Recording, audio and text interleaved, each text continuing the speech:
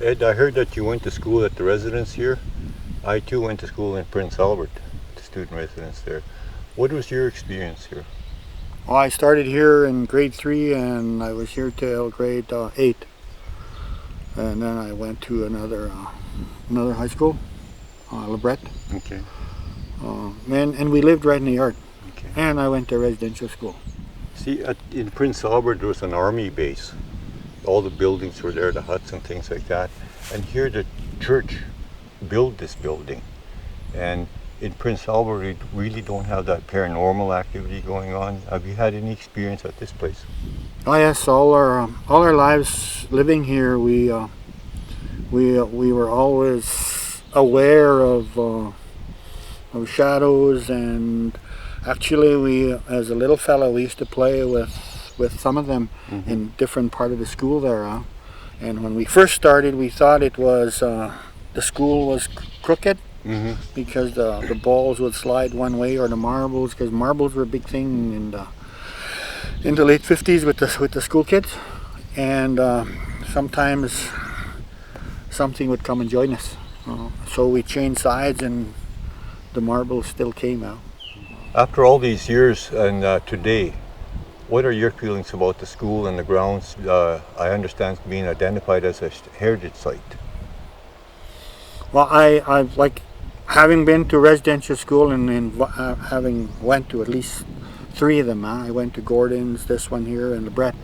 And I always felt, as First Nations people, we should identify or leave one, because we tore ours down in Gordon's, and for me it was sad that we were destroying part of our history. Even though it wasn't really that good, but it's our history. Yes.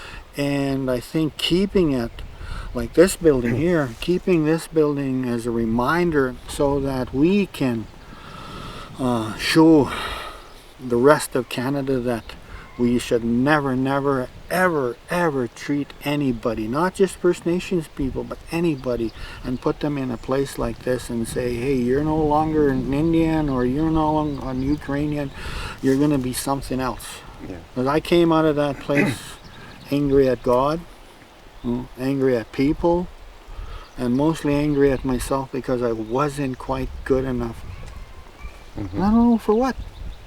The other thing is, through all the treaty sections of my travels, one thing I found out is different beliefs in spirituality. What are your beliefs in the spirituality of, like, after you die, what happens type of thing? Well, after I left the school here, we lived, my mom and dad lived here, and my mushroom was in his 80s, I think, and he was blind, and he was Soto, and in Soto you'd come and tell me to come and sit with him. And I would ask him about those shadows over there, mushroom, what are they, and these people that they're digging up, and he would say that, well, if you're treating people good, don't be afraid, no son.